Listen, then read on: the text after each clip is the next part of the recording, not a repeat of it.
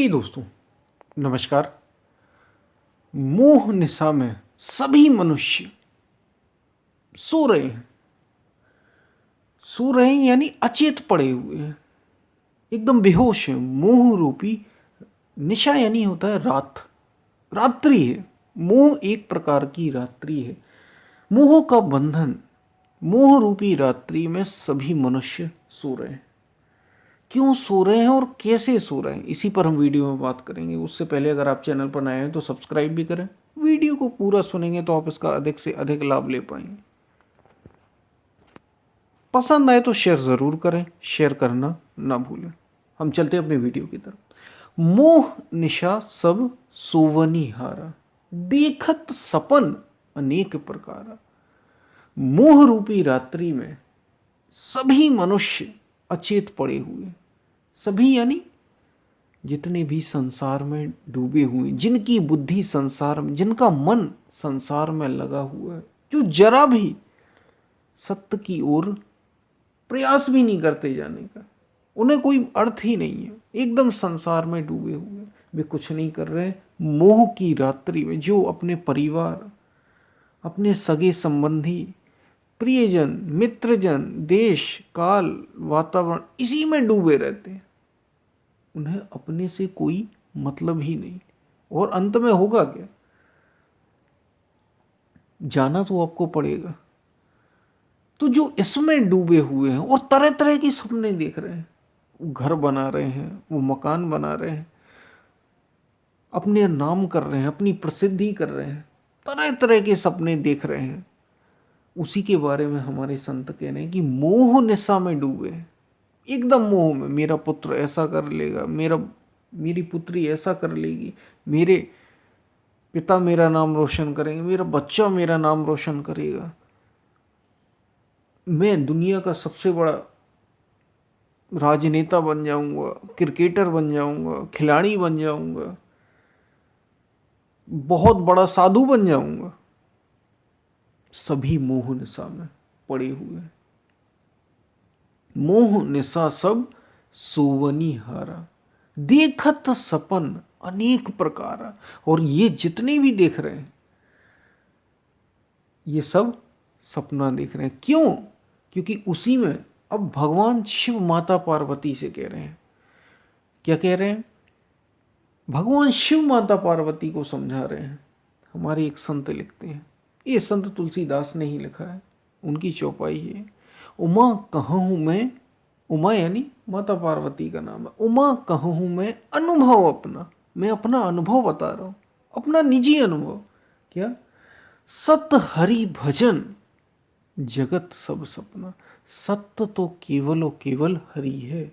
हरि यानी भगवान का एक नाम हरि भी है, यानी उस परमात्मा, उस असीम तत्व का एक नाम हरि से भी संबोधित किया। बड़ा सुंदर नाम है हरि, मतलब जो हर ले आपका, जो अपने में समाहित कर ले, हर ले, जो सुख और दुख सब कुछ समाहित कर ले। केवल दुख ही ना आपके अपने में शामिल करे, सुख भी शामिल कर ले, सब कुछ अपने में मिला ले, उसी का नाम हरि है। तो उमा कहूँ मैं अनुभव अपना, सत हरि भजन जगत सब सपना। ये संसार तो स्वप्न है सारा। ये भगवान शिव माता पार्वती को समझा रहे हैं। और यही हमारे संत कह रहे हैं कि मोह निशा सब सोवनी हारा और देखत सपन। और जो दुनिया के लोग हैं, हम सभी हैं, जो भी जागे नहीं है अभी, तो वो सपना ही देख रहे हैं। अनेक अनेक प्रकार के सपने। आप कुछ भी क्यों ना कर रहे हो, जो भी आप बेहोशी में कर रहे हैं, केवल और केवल सपना देख रहे हैं, केवल और केवल सपना। तो फिर उपाय क्या? उपाय भी बताए। या जग जागत जामिनी जोगी। इस संसार में जागा कौन है? ये तो सब सोए हुए की बात बता दी। ये तो सोने, जितने भी लोग सोए हुए हैं संसार में, जो मनुष्य सोए हुए हैं, उनकी बात बता दी कि मोह निशा में जो जो डूबे हैं सब सो रहे हैं। लेकिन जागा हुआ क्या? जगे हुए के लक्षण क्या? किसे कहें हम कि ये मनुष्य जागा है? या जग जागत जामिनी जोगी। वो जोगी जागा है। इस जगत रूपी रात्रि में भी जागते हैं कुछ ऐसे हैं, कुछ ऐसे दिव्य पुरुष हैं, कुछ ऐसे महापुरुष हैं, कुछ ऐसे व्यक्ति हैं जो जागते हैं। उनको ही संतों ने योगी कहा। जो जागे वो जोगी। या जग जागत जामिनी जोगी, परमारथी प्रपंच वियोगी। जो परम का परमार्थी है, जो इस शरीर से ऊपर की सोचता है, जो मन से ऊपर की सोचता है, वो परमार्थी है। जो उस परम से जोड़ना चाहता है वो परमार्थी है। तो परमार्थी प्रपंच वियोगी। और संसार का ये जो प्रपंच है ना, कि हम ये बन जाए, हम ये कर लें, हमारा पिता ऐसा हो, हमारी माँ ऐसी हो, हमारा पुत्र ऐसा हो, हमारे भाई ऐसे हो, हमारा नाम इतना हो, हम इतना धन कमा लें, तरह तरह के सपने, हम इतना ऐशो आराम कर लें, हम ये बन जाएं, हम ये बन जाएं। कुछ ना कुछ सपने देख रहे हैं। ये जो प्रपंच है प्रकृति का, इसके वियोगी हो जाते हैं। इससे काट लेते हैं अपने को और डूब जाते हैं अपने भीतर, उस खोज में लगे जाते हैं। जो ऐसे लगे हुए हैं, केवल वे जागे हैं, वही योगी हैं, वही जोगी। ये जगे हुए व्यक्ति के लक्षण। तो ये उपाय की हमने जो बात की, यही उपाय है। क्या? जाग जाना। ये जो प्रपंच है, जिस मोह निशा में हम डूबे हैं, इसीलिए तो वैराग्य का, बड़े वैराग्य की, त्याग की आपने बातें सुनी होंगी। अगर आध्यात्म में आना है तो त्याग चाहिए, आध्यात्म में आना है तो वैराग्य चाहिए, मुक्ति के मार्ग में त्याग चाहिए, वैराग्य चाहिए। किससे वैराग्य चाहिए? वैराग्य का अर्थ केवल इतना नहीं है कि आप छोड़ दें, संसार छोड़ दें,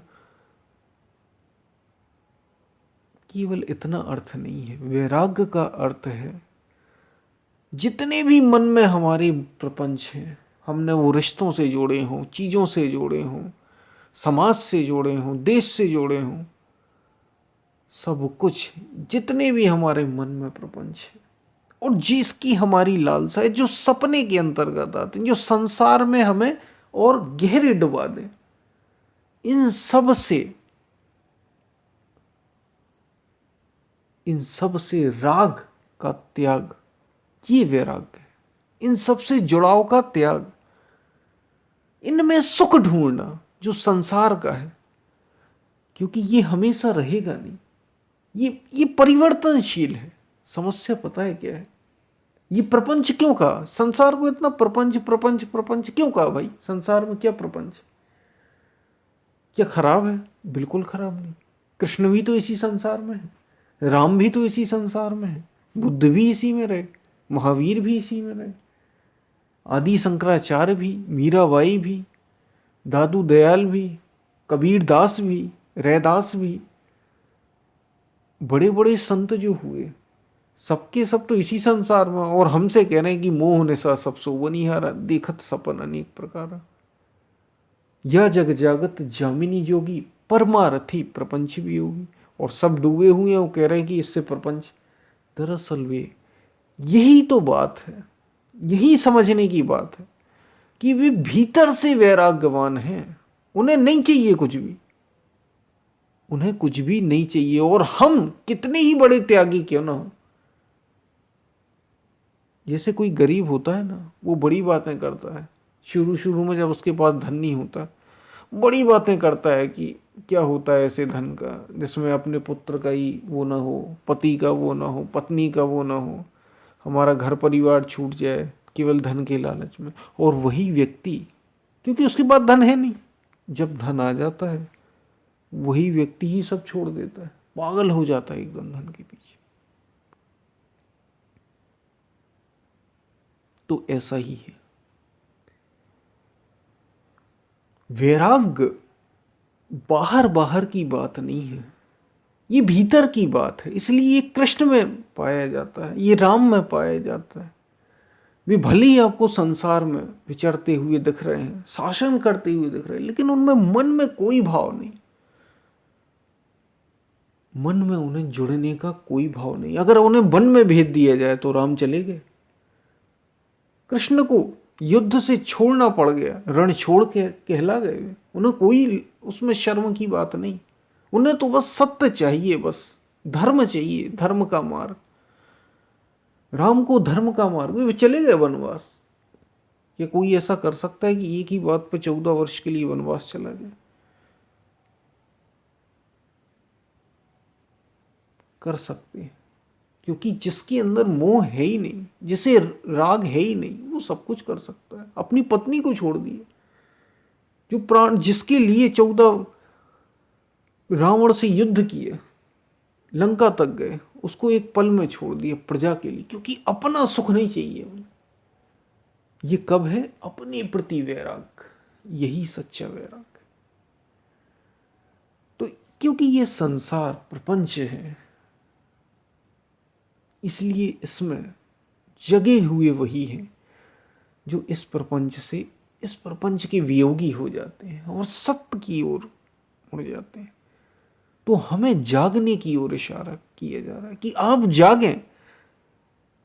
संत तुलसीदास इसमें यही बता रहे हैं कि मोह निशा सब सोवनिहारा। संसार में तो सब सोए हुए हैं और तरह तरह के सपने देख रहे हैं, देखत सपन अनेक प्रकार। लेकिन तुम जाग जाओ। जागने के लक्षण ये हैं, यही उपाय है जग जाने का। क्या लक्षण है? फिर से वही बात, परमारथी प्रपंच वियोगी, जो एक तो सत्य से जोड़, जिनका लक्ष्य परमात्मा हो जाए, जिनका लक्ष्य सत्य हो जाए, और दूसरा संसार के प्रपंचों से वैराग्य हो जाए।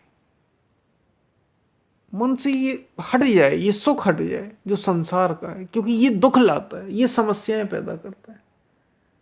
यही उपाय है इससे जाग जाने का। ये निरंतर निरंतर जागना है हमें।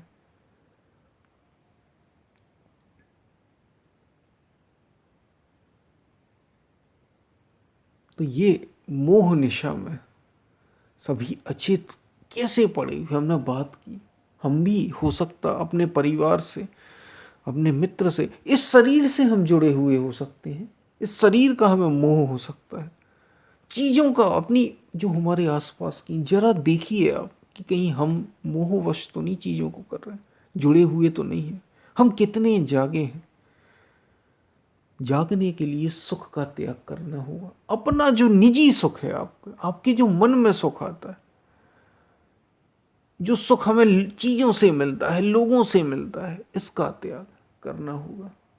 इस प्रपंच से मुड़ना होगा। और लगना कहाँ है? परमात्मा में। मन को लगाना ईश्वर में, सत्य में। तो आप जागेंगे। यही जगेगी हुए के लक्षण है योगी। तो आप भी योगी हैं, भले ही आप घर में रहते हो या कपड़े पहने हो संतों के, या तो गेरुआ वस्त्र हो, या घर में हो, या आश्रम में हो, कोई फर्क नहीं पड़ता। ये लक्षण हो जाए आप में तो आप भी योगी। तो ये हमने कुछ बातें की, आपको समझ में आई होंगी। पसंद आए तो शेयर ज़रूर करें, शेयर करना ना भूलें। हम फिर मिलते हैं, तब तक के लिए धन्यवाद।